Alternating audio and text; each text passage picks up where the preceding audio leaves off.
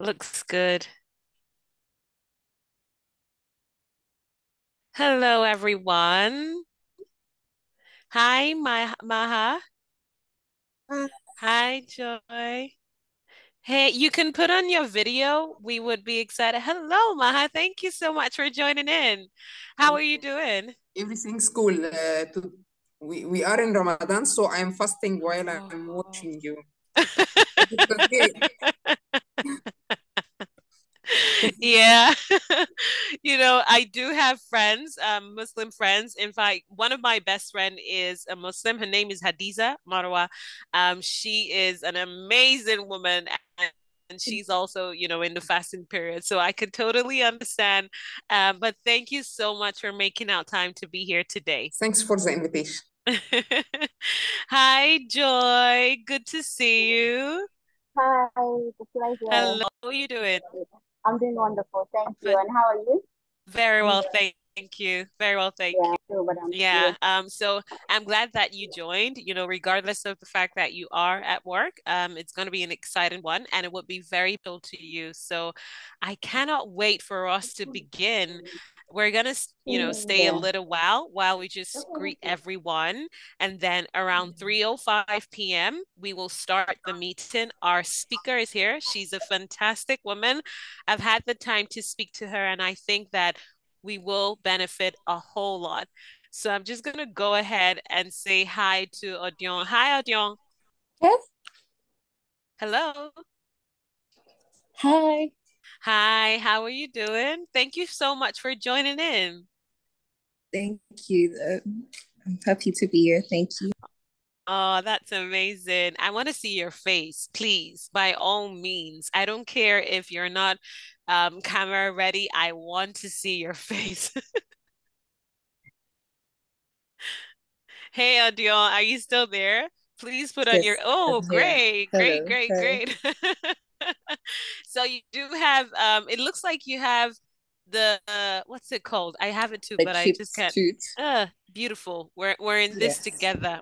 Yes, I Sister, do. sister. The story about this is very funny, but that's for another day. Thank you so much for joining in. So good to see Thank you. you. Thank So you. good to Looking see you. forward to this session. Absolutely, absolutely. Hi, Gwen. Gwen, thank you for your Hi. emails. Thank you for bugging the life. Absolutely love it. I love it. Thank you so much. And I'm so excited to see you. How are you doing? I'm fine, thank you. Yourself? Very well, thank you. Thank you for joining in. Thank you so much. So we're going to start in a minute. I'm just trying to make sure that we have a lot more people come into the room.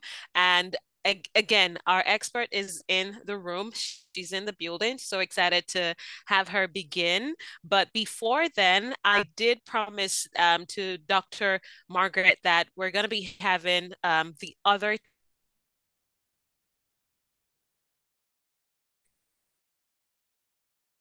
team members person that will be joining in real soon. That's Adu.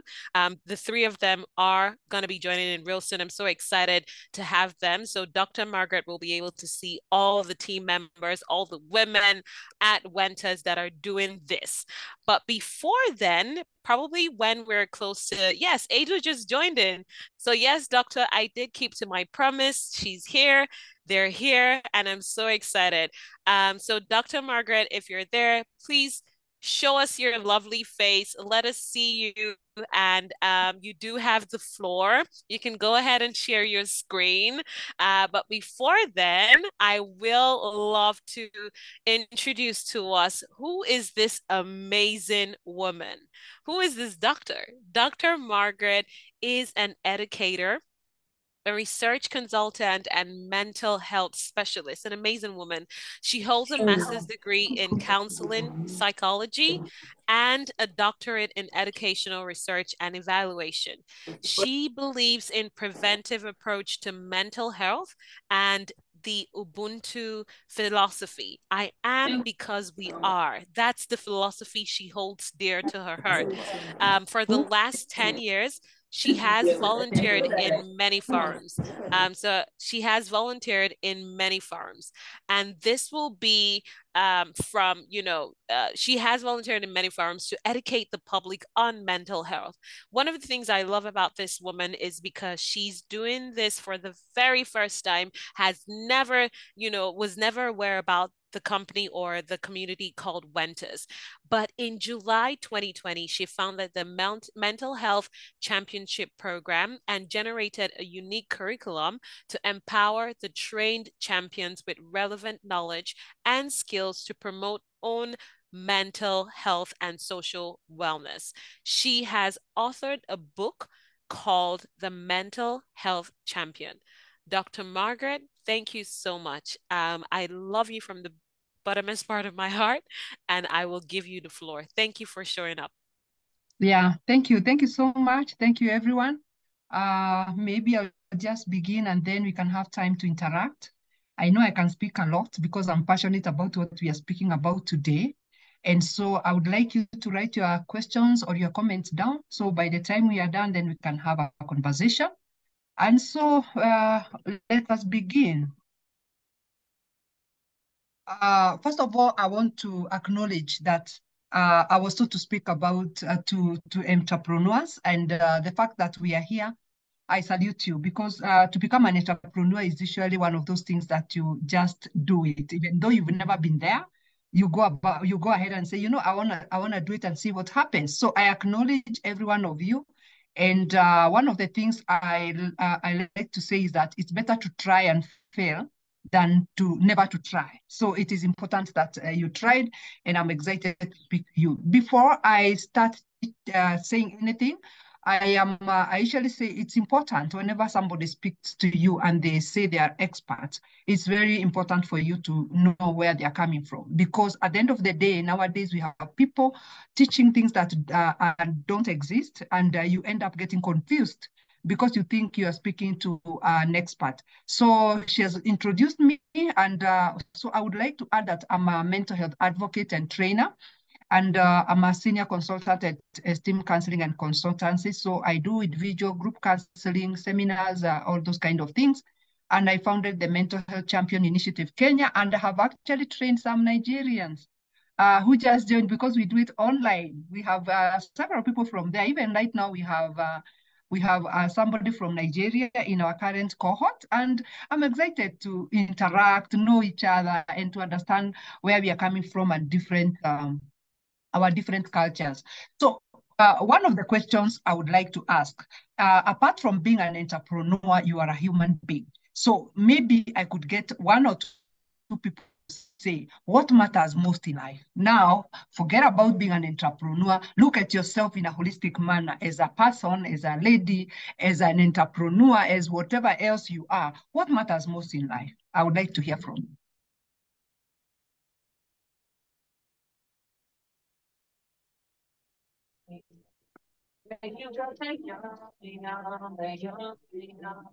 So there is a comment here by Maha. She says kindness. Anita says peace and success. Anybody else? We can have three.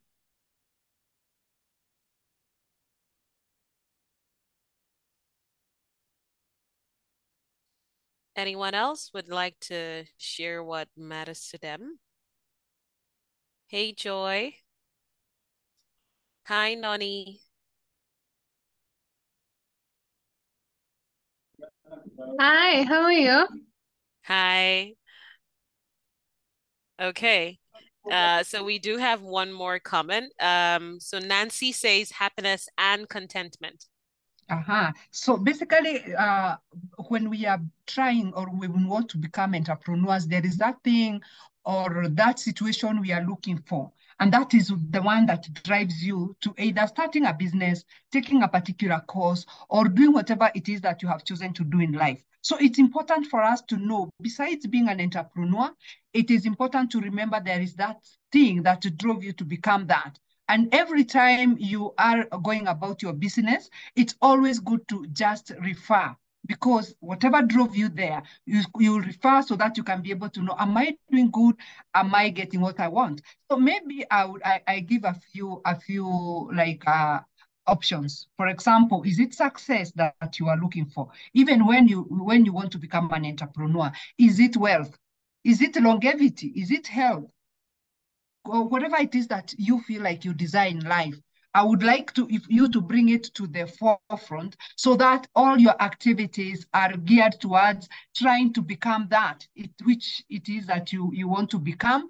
And so when you do this, it means you are not likely to get out of your path, and you're likely to actually, at the end of what you're doing, you're likely to get what it is that you're desiring, because all your focus is on that. So as we are talking about the entrepreneur, I also want to bring about the issue of mental health. And mental health is a state of mental well-being, basically. But a lot of times I find people talking about mental health and actually withdrawing from the situation like them. They have nothing to do with that. For them, they are good. And so mental health has to do with people who are struggling, people who are in mental hospitals, or people who have issues here and there. But one thing I want us to acknowledge and know from today is that all of us are in this thing called mental health, because it is a continuum from mental illness to mental well-being. We are all there in the middle. Nobody has 100% mental illness. If you have 100% mental illness, then you are not living.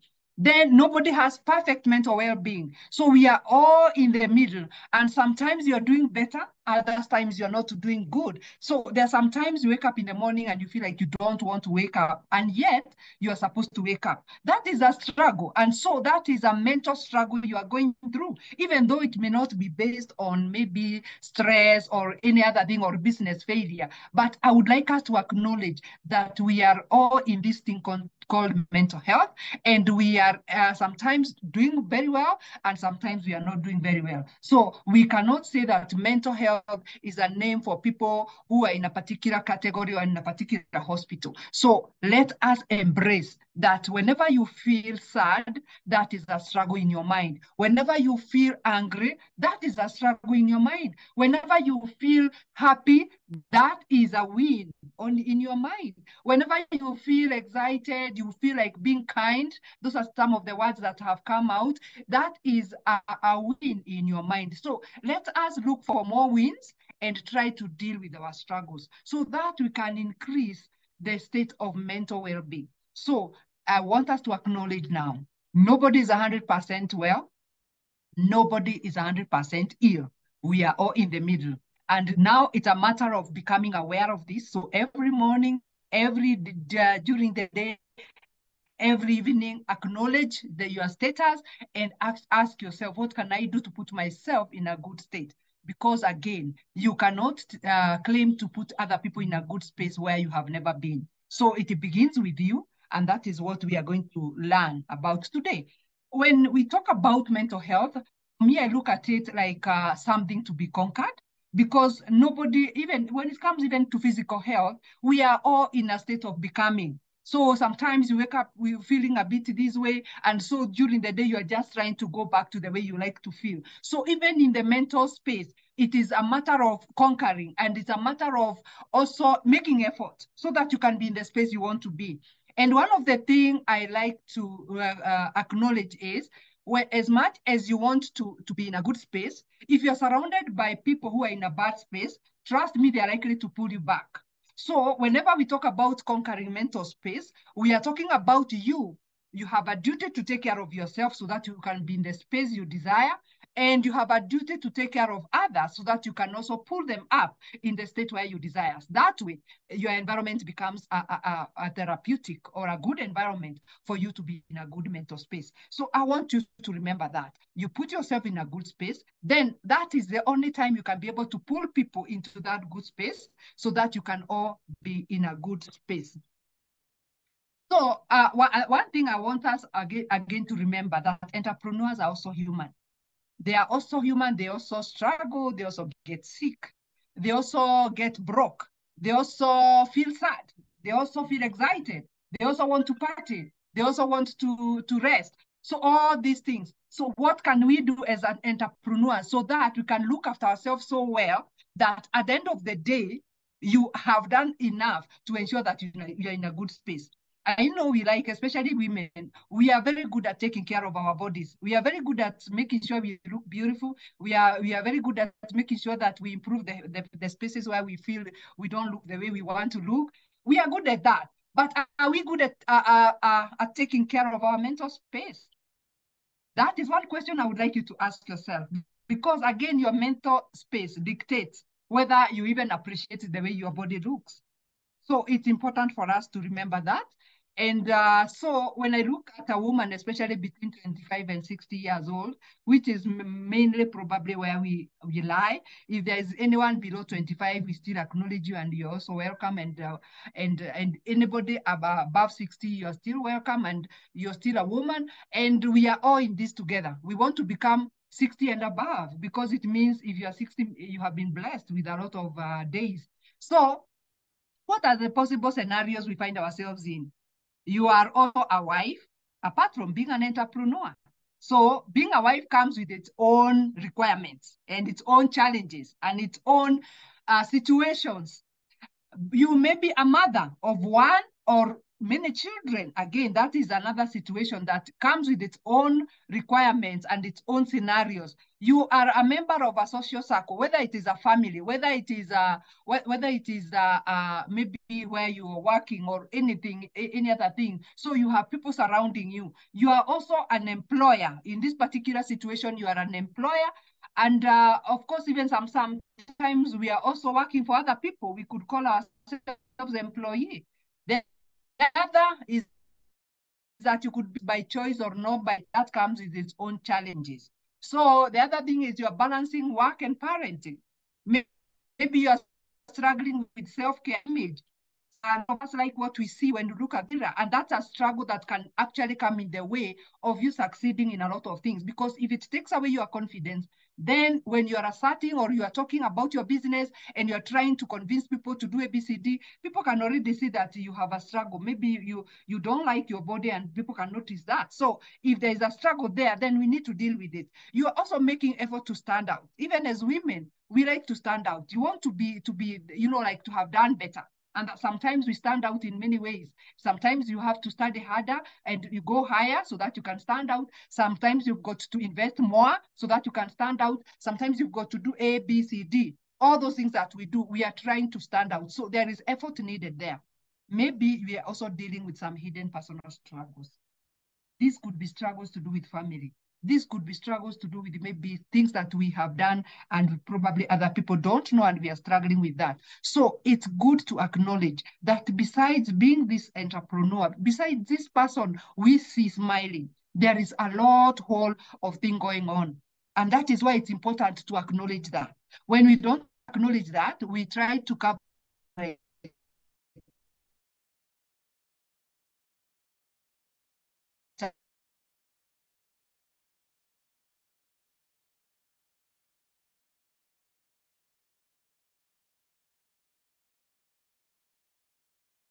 So one thing is a product of female sons. How have you navigated them so that now you can bring yourself ready to become an entrepreneur? Only then can we call a female entrepreneur, because a lot of times we bring ourselves and we are already damaged. So by the time we are trying to sell the image of what we are trying to do, people can already see a lot of problems.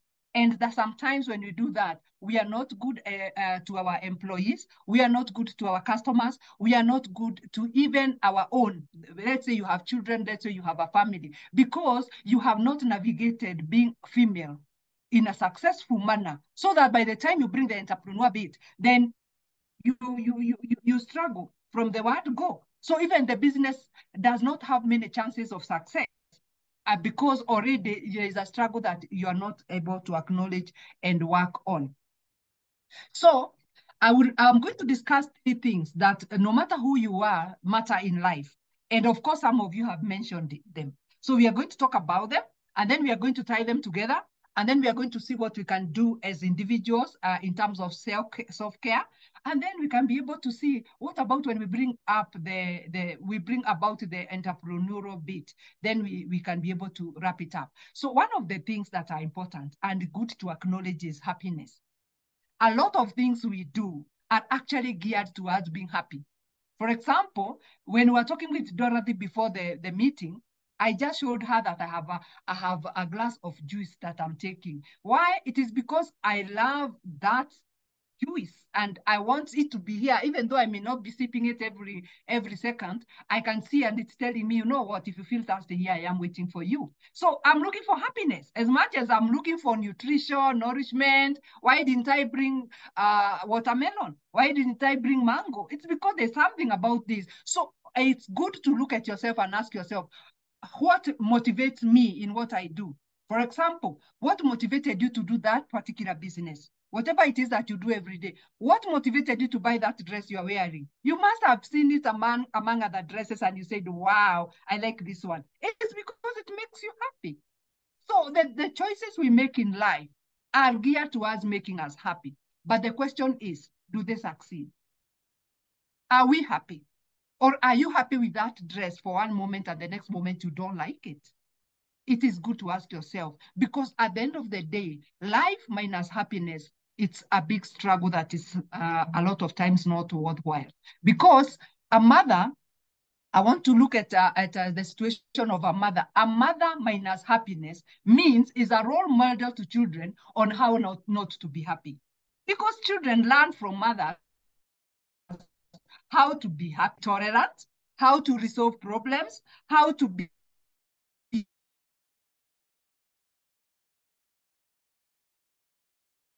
humble, without even kind. I don't mean this is no, by the way you treat other people, they learn. So it's important for us to know happiness is one of the most important things in life, because happiness makes the world go round. It makes you glow. It makes everybody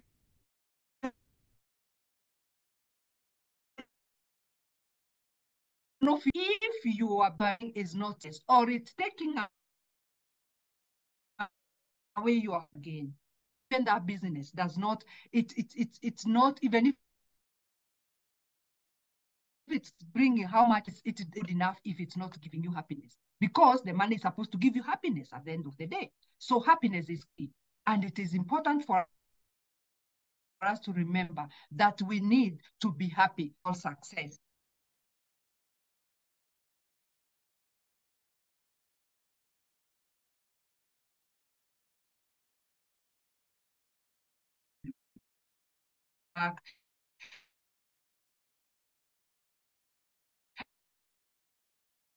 And of course, you can see the frustration. They have a next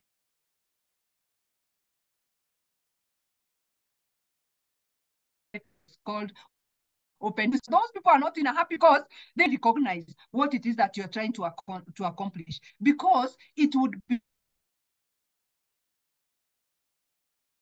good for you to bread and purpose at the same time. Meaning, every time you're working and doing your business, you are achieving two things. Number one, you get bread. If that is, you get purpose, if that is what comes first, and then you get the bread or the purpose. So for you, it's like you accomplish a whole lot by just showing up for work. So productivity is important, because everybody wants to feel like they're giving something to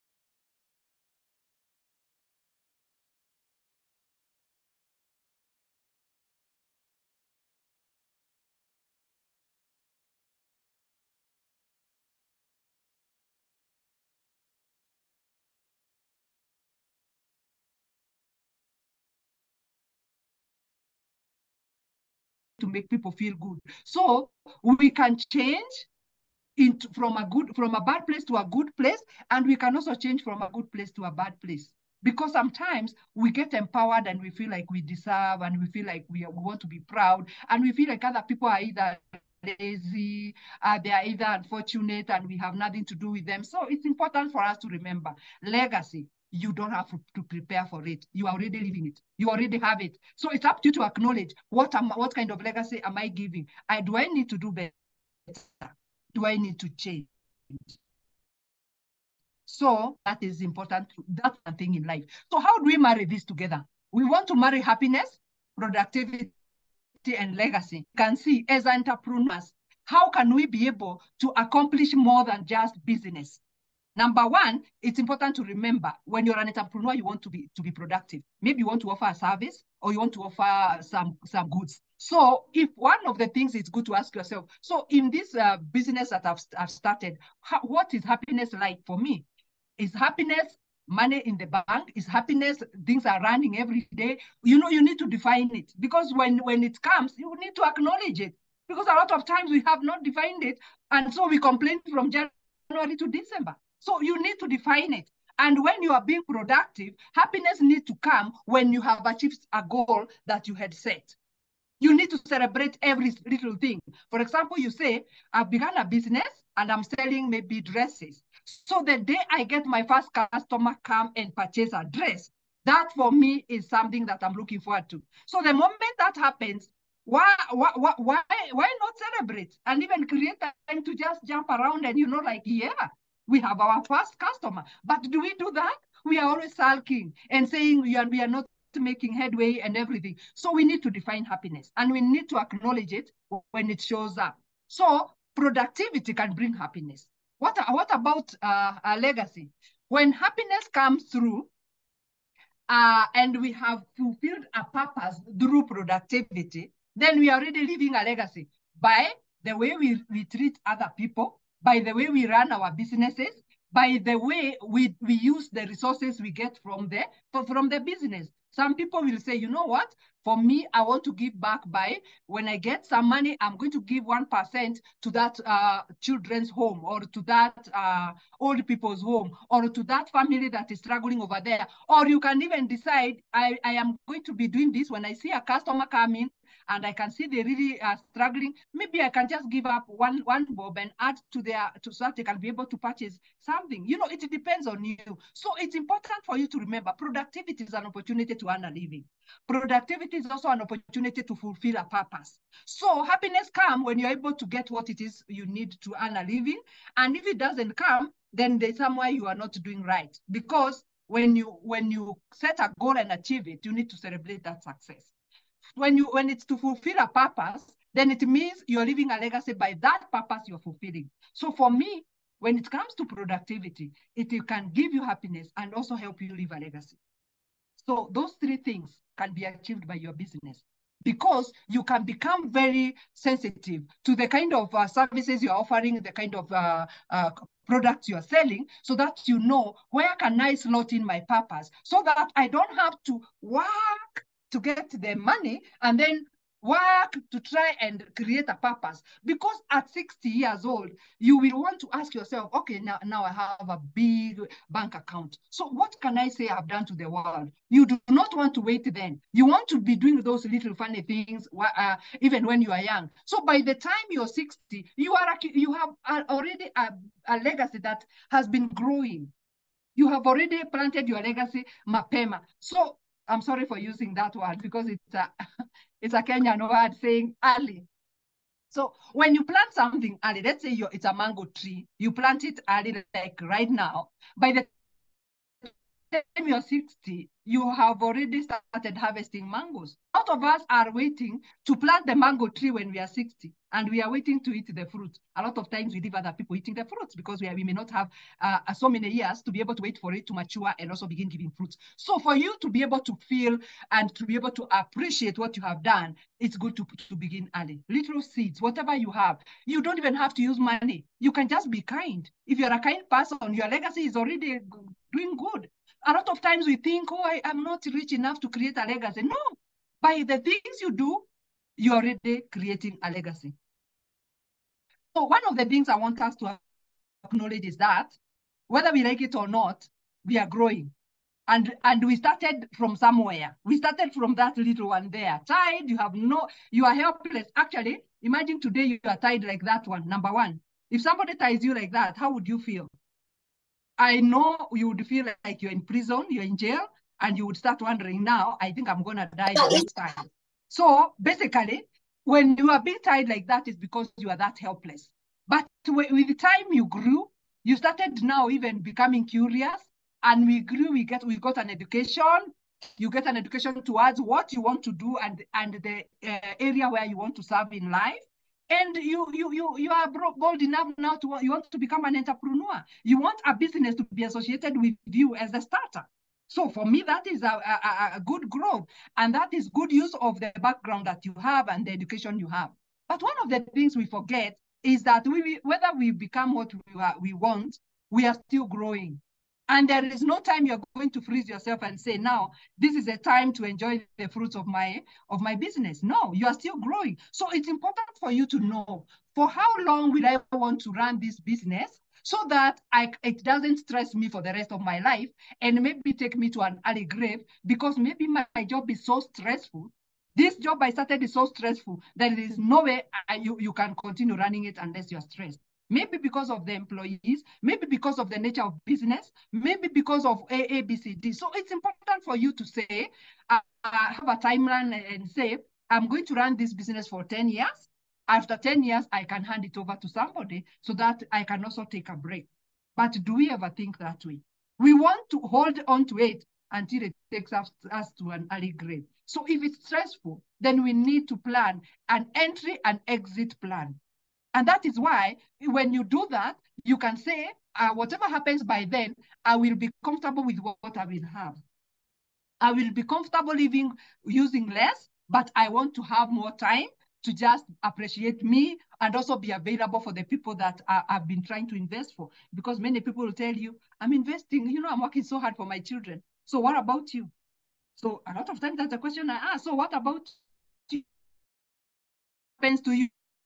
A living sacrifice, that you don't deserve anything. You don't even deserve to smile, or you just, you are this person that you just want to put yourself on the table and people can just slice you with a no fork and knife. So it's important for you to acknowledge yourself and acknowledge that you also deserve to be happy and to have happy moments. So one of the things I would want you to say, we have priorities in life and we have tasks that life has given us in every stage, because there is no way you can tell me that at the age of let's say 40, that your task in life is to learn morals. When you are 40, you are supposed to have learned your morals by 5 years old. So there is respect. You can't hit somebody. You have to respect somebody's space. So we need to know that after every stage, after every let's say you go to 30s, there is something you need to navigate there. When you go to 40s, there's something to navigate there. So as much as we are entrepreneurs, we are also human, and we are passing through different stages. And those stages are requiring us to behave in a particular way. So it's important for us to acknowledge that, so that our being entrepreneur does not take life out of us, but we are able to embrace who we are and also continue growing. So let's acknowledge our true self. And one of the things I tell people is that what we see when we look at you, like now when you look at me, you're seeing my body, but you can't see my mind.